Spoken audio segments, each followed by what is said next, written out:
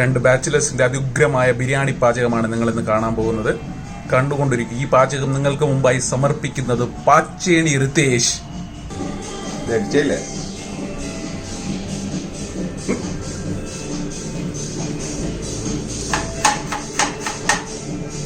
ആദ്യമായി കലാപരമായി സവാള എങ്ങനെ അരിയാന്നുള്ള കാഴ്ചയാണ് നമ്മൾ ഈ കണ്ടുകൊണ്ടിരിക്കുന്നത്. മോനെ, ഞാൻ പഠിപ്പിച്ചെന്ന പോലെ കട്ടിയടാ. ശരി ശരി സാർ.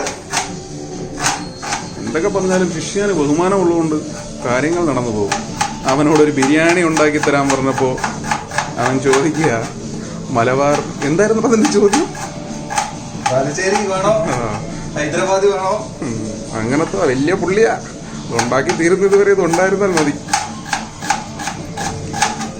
കാണികളുടെ സന്തോഷത്തിന് വേണ്ടി ഇത് ഞങ്ങൾ പെട്ടെന്ന് അടിച്ചു കളയുവേ.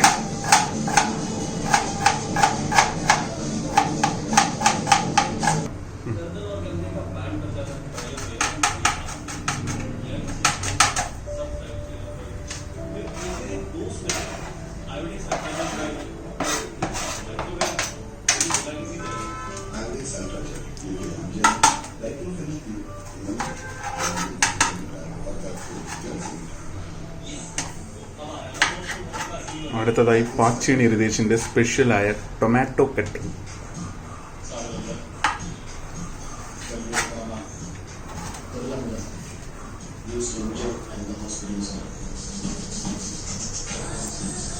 വെറും 2 സവാളയും 2 തക്കാളിയും ഒരു ചെറിയ പീസ്, 2 ജിഞ്ചറും 4-5 മുളകും വച്ച് ബിരിയാണി ഉണ്ടാക്കാൻ ശ്രമിക്കുന്ന റിതേഷ്.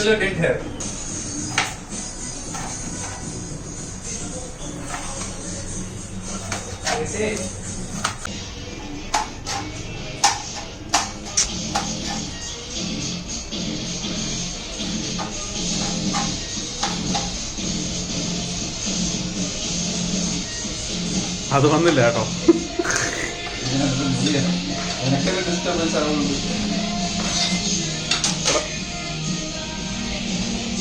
എന്നെ കാണുന്നില്ല.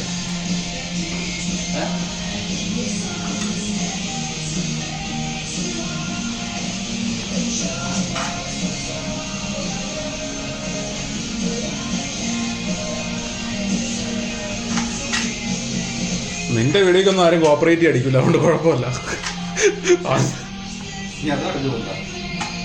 അല്ല, പാട്ട് ഇപ്പൊ അത് വന്നോണ്ടിരിക്കല്ലടാ. ഇതിന്റെ പേരിൽ നിന്റെ വീഡിയോ ആരെങ്കിലും കോപ്പറേറ്റ് അടിച്ചാലോ?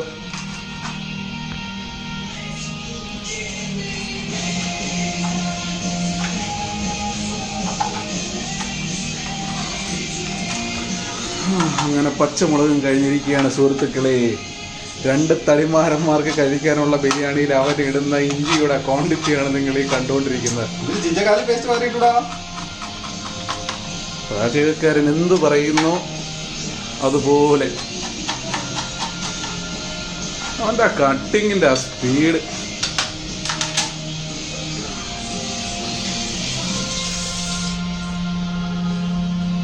സത്യം, ഒരിക്കൽ കുളിക്കുന്നവൻ ആൾക്കാരെ കാണിക്കാൻ വേണ്ടി ഹൈജീൻ ആണെന്ന് കാണിക്കാൻ ഓരോ പ്രാവശ്യം കൈ എഴുതുന്നു. അങ്ങനെ നീ അങ്ങനെ ചോദിക്ക്. ഇപ്പൊ നമുക്ക് 2 പേർക്കുമാണ് കഴിക്കേണ്ടത്, അത് നിനക്കറിയാലോ. നമ്മുടെ മറ്റേ ആ സൗദീന്റെ ഗ്ലാസ് എടുക്ക്. ആ സൗദീന്റെ ഗ്ലാസ്സിൽ ഒരു 3 ഗ്ലാസ് ആയി. സോറി, നിങ്ങളുടെ അന്നദാതാവായ സൗദി എയർലൈൻസിൽ നിന്ന് നീ അടിച്ചോണ്ട് വന്ന കോംപ്ലിമെന്റ് തന്നപ്പോ അടിച്ചോണ്ട് വന്ന ഗ്ലാസ്.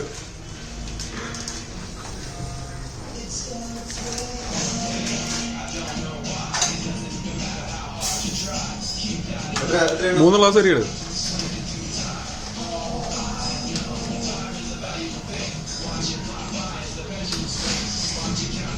രണ്ട്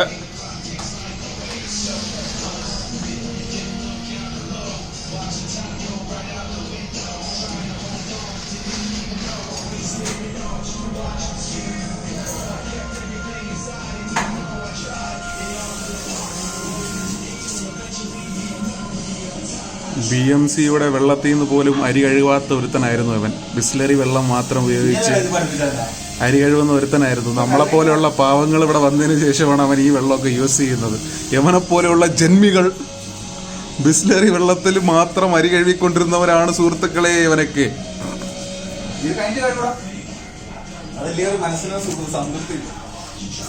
നിങ്ങളെപ്പോലെയുള്ള ജന്മികൾക്ക് എന്തും ആവാലോടാ. പക്ഷെ അവൻ മാസത്തിൽ ഒരിക്കൽ കുളിക്കത്തുള്ളൂ.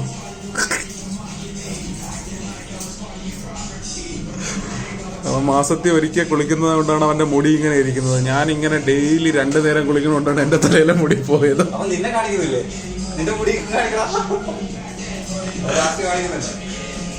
നീ അറിയാത്തൊരു കാര്യമുണ്ട്, അത് വീഡിയോ അപ്ലോഡ് ആകുമ്പോൾ നിനക്ക് മനസ്സിലാവും.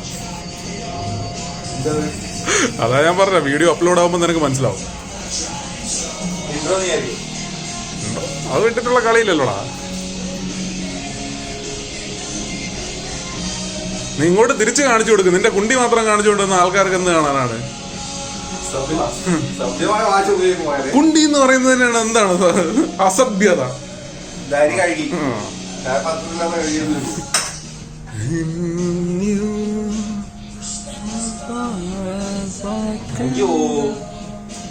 ചിക്കൻ എടുത്ത് പുറത്ത് വെച്ചില്ല.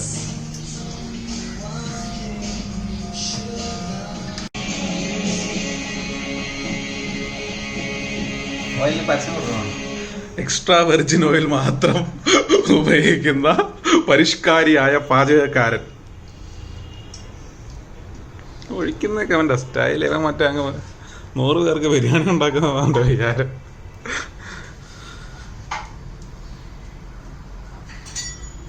ആദ്യം തക്കാളിയാണ് ഇടുന്നത്.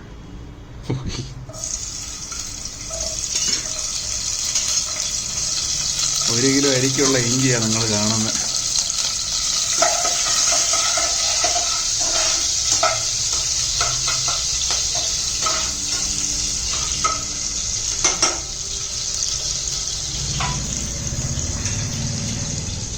അടുത്തതായി സവാള.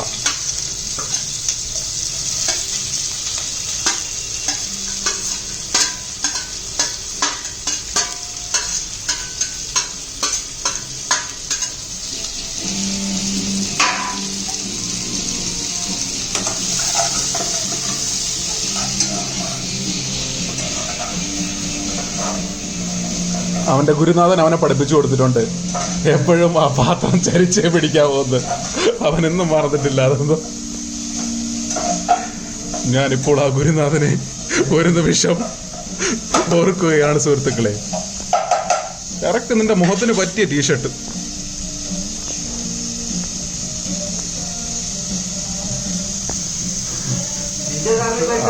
അതാ നല്ല ചോദ്യം, നല്ല ചോദ്യം.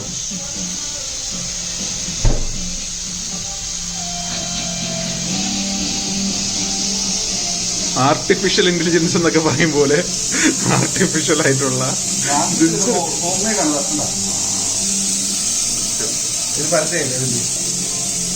അതുകൊണ്ട് ഇപ്പൊ ഡാബർ നിനക്ക് നാളെ മുതൽ എല്ലാം വീട്ടിൽ കൊണ്ട് തരും.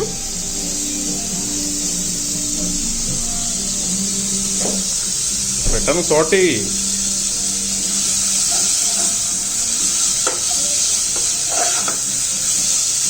ഇനി അടുത്ത സാധനം ആഡ് ചെയ്യുമ്പോൾ നമുക്ക് കാണാം കേട്ടോ.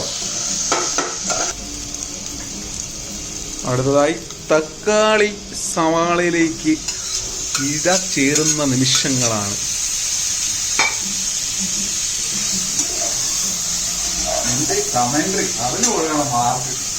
കമന്ററി ഒക്കെ നമ്മൾ കഴിഞ്ഞിട്ടേ ഉള്ളൂ.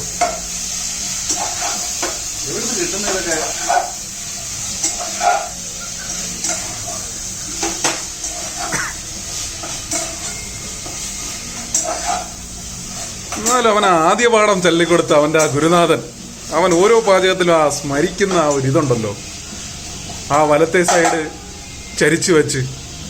അവനെ ആക്ച്വലി ഗുരുനാഥൻ പഠിപ്പിച്ചു കൊടുത്തത് ഇടത്തെ സൈഡിലേക്ക് ചരിക്കണമെന്നായിരുന്നു. അവൻ ലാലേട്ടൻ ഫാൻ അല്ലാത്തതുകൊണ്ട് മാത്രമാണ്.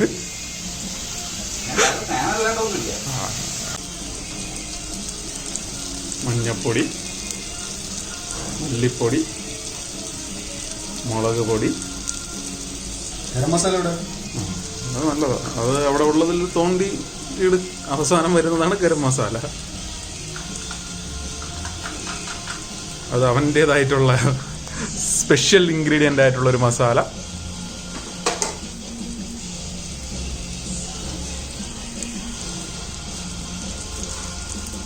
അടുത്തതായി ചിക്കൻ മസാല.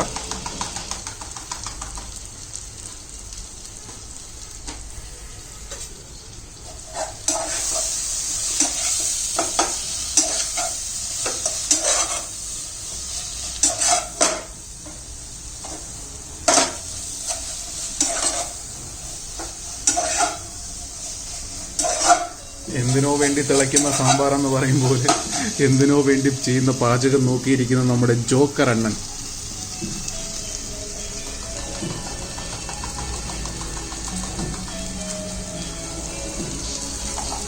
ബിരിയാണി മസാലയാണ് കേട്ടോ ഇപ്പോൾ ഇട്ടെ. ഇനി നമ്മുടെ ലിങ്കൻ പാർക്കിന്റെ ആ വലിയൊരു ബഹളം കഴിഞ്ഞതിന് ശേഷം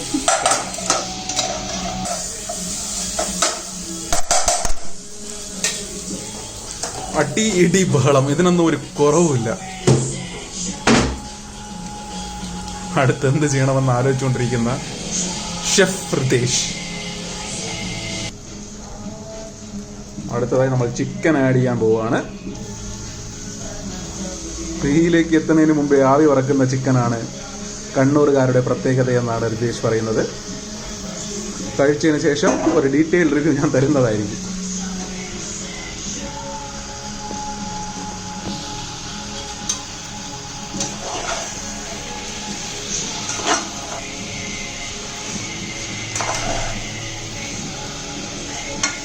ഞങ്ങളിവിടെ ഉണ്ടാക്കുന്ന ഈ ബിരിയാണിക്ക് ചിക്കൻ ഒരു കണക്കോ മസാലയ്ക്ക് ഒരു കണക്കോ ഇല്ല. ഞങ്ങൾക്ക് എത്ര വേണോ അതാണ് ഞങ്ങളുടെ കണക്ക്. അയ്യോ,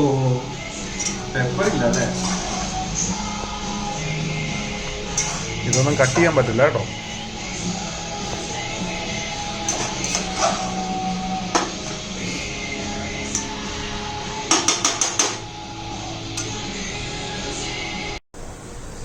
തിളയ്ക്കുന്ന വെള്ളത്തിൽ നീ ആദ്യം എന്തൊക്കെ ഇട്ടെന്ന് പറയാം. തിളയ്ക്കുന്ന വെള്ളത്തില് എന്തൊക്കെയോ സാധനങ്ങൾ, ബേ ലീവ്സ്, ഗ്രാമ്പു, പട്ട, പിന്നെ ഏതൊരു കറുത്തൊരു കറങ്ങുന്ന സാധനം അതിലേക്ക് കുതിർത്ത് വെച്ചായിരിക്കും. കുറച്ച് ഇതും ലെമണും ഇതിലേക്ക് ഇട്ട് ചോറൊട്ടി പിടിക്കാറില്ല.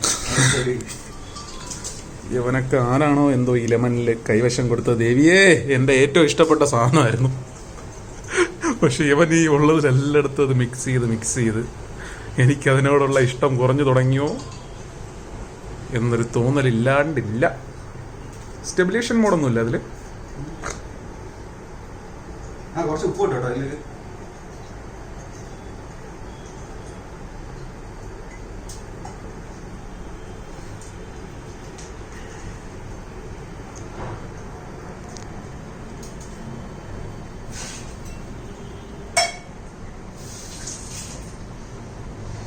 എന്താണ് മോനെ?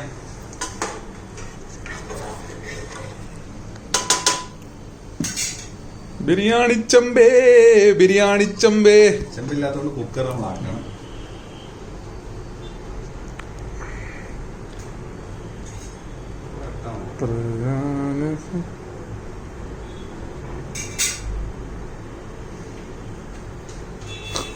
വിദൂരതയിലേക്ക് നോക്കി നിൽക്കുന്നെന്ന് പറയും പോലെ ബിരിയാണിയുടെ ആവിയിലേക്ക് നോക്കി നിൽക്കുന്ന കുക്കും അവൻ്റെ ടീഷർട്ടിലുള്ള ഒരു ജോക്കറും. ഇനി എന്തെങ്കിലും ഫ്രിഡ്ജിൽ ബാക്കിയുണ്ടെങ്കിൽ അതും കൂടെ ഇട്ട് അതിനെ വേറൊരു തരത്തിൽ ബിരിയാണി ആക്കുക എന്നുള്ള പ്ലാനിൽ നോക്കുന്നതാണ്. അതിലൊന്നും ഇല്ലടേ. പാച്ചേണി ലൈവോ? ആവികൾ മാത്രമുണ്ടല്ലോ.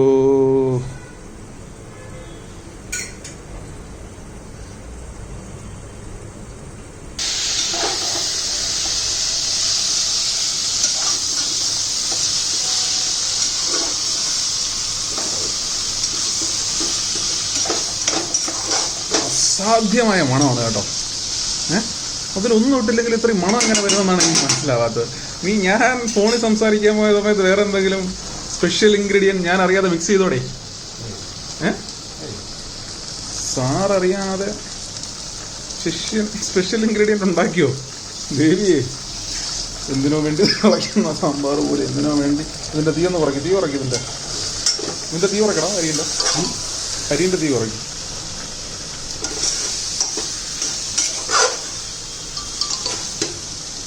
എടാ നീ പ്രീസ്റ്റ് മൂവി എവിടെയാ കണ്ടത്? ബുക്ക് മൈ ഷോയിൽ കാണിക്കുന്നില്ലല്ലോ. എനിക്ക് കാണിക്കുന്നില്ല. നിനക്കെങ്ങനെ കാണിച്ചത്? ഞാൻ ബുക്ക് മൈ ഷോയിൽ തന്നെയാണ്.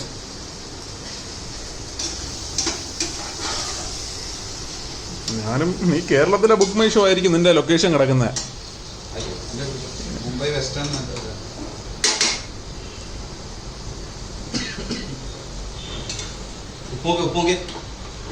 ഉപ്പ് നോക്കുന്ന സീനൊന്നും കാണിച്ചു തരാൻ പറ്റില്ല കേട്ടോ. അടുത്തതായി നമ്മൾ ദം ഇടാൻ പോവുകയാണ്. ദം ചിക്കൻ്റെ ഒരു ലെയർ, അതിൻ്റെ മേളിൽ ബാസ്മതി റൈസിൻ്റെ അടുത്ത ലെയർ.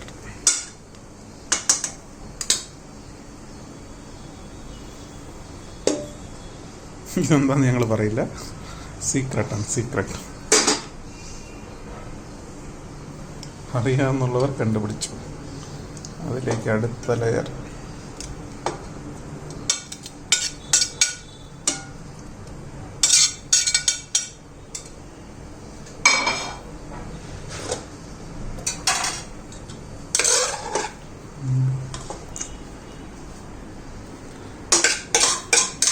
ക്യാമറാമാന് തടസ്സമുണ്ടാക്കുന്ന രീതിയിൽ പ്രഷർ കുക്കർ പിടിച്ചു വച്ചേക്കുന്ന കുക്ക് രാജിവെക്കുക.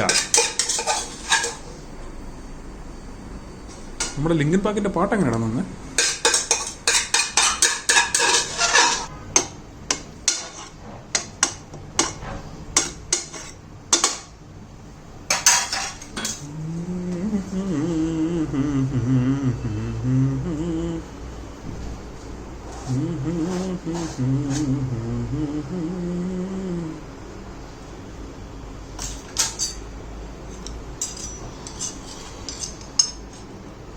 അണ്ടിക്കച്ചവടത്തിൻ്റെ നാട്ടിൽ നിന്ന് വന്ന കണ്ണൂറുകാർക്കായി അവരുടെ ഫേവറേറ്റ് കശുവണ്ടി ഒഴിക്കണം. അതിനങ്ങ് അതിൽ പൈസ ഒഴിക്കാത്. ഇത് ഒഴിച്ചില്ലായിരുന്നെങ്കിൽ ആ ടേസ്റ്റ് കിട്ടില്ലായിരുന്നു. അതിന്റെ പേരിൽ ഞാൻ ഈ പറഞ്ഞതിന്റെ പേരിൽ പാല് രാവിലെ നമ്മൾ കോഫി ഇട്ട് കുടിച്ചില്ലടാ. അറ്റകൈ പ്രയോഗത്തിൽ ഇതിൽ നിന്ന് നമ്മൾ പഠിക്കണം. ആ നാരങ്ങയ്ക്ക് വാവുണ്ടായിരുന്നെങ്കിൽ അത് വാവിട്ട് കരഞ്ഞേന്. ഇതാണ് നവയുഗത്തിലെ ദം. വിലയോ തുച്ഛം ഗുണമോ മെച്ചം. നീ എന്നിട്ട് അത് കത്തിക്കുന്ന എന്തിനാ? ഇനി ദമ്മിട്ടില്ലേ?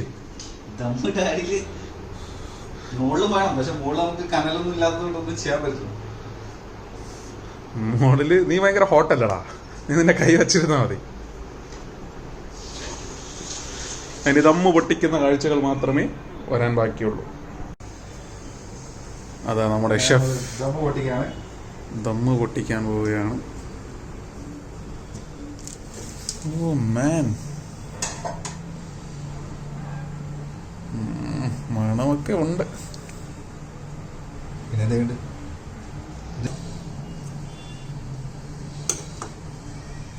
ബിരിയാണിക്കിടയിൽ ചിക്കൻ തപ്പുന്ന ഷെഫ്. അങ്ങനെ ഒരു പീസ് കിട്ടിയിരിക്കുകയാണ് സുഹൃത്തുക്കളെ.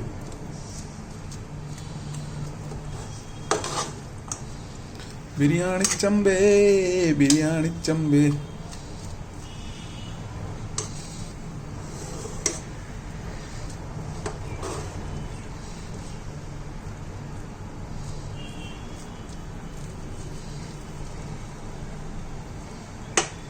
വിശക്കുന്നതാണോ എന്നറിയില്ല.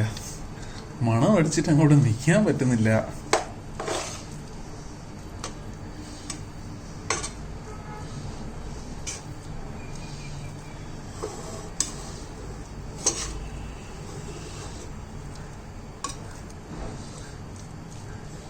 സെർവ് ചെയ്യല്ലേ?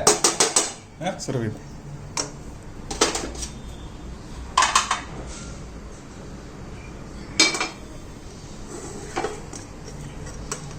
ആശാൻ ആദ്യം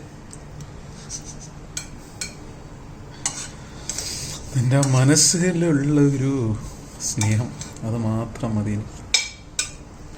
ആശാനാണെങ്കിൽ എല്ലില്ലാത്ത പീസ് വേണം കേട്ടോ. എല്ലില്ലാത്ത പീസിന് ഇപ്പം ഞാൻ എവിടെ പോകും? കുറച്ച് മസാല ആശാൻ അധികം വേണം. ആശാൻ അങ്ങനെ കഴിക്കുന്ന ആളാണ്.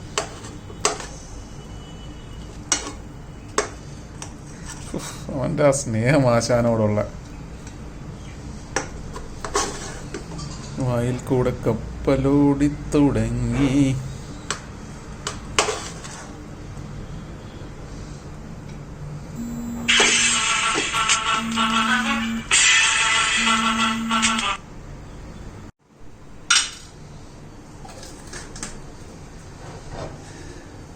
അങ്ങനെ ബിരിയാണി റെഡി ആയിരിക്കുകയാണ്. ആശാന് ബിരിയാണി കൊടുത്തുകൊണ്ട് ഇന്നത്തെ പരിപാടി പുതിയ സംപ്രേഷണം ഇവിടെ അവസാനിച്ചു.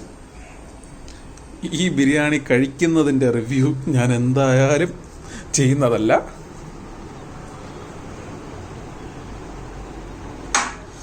സീരിയസ് ആയിട്ട് അഭിപ്രായം പറയണം കേട്ടോ. ഇത്തിരി കഷ്ടപ്പെട്ട് ഉണ്ടാക്കിയതാണ്.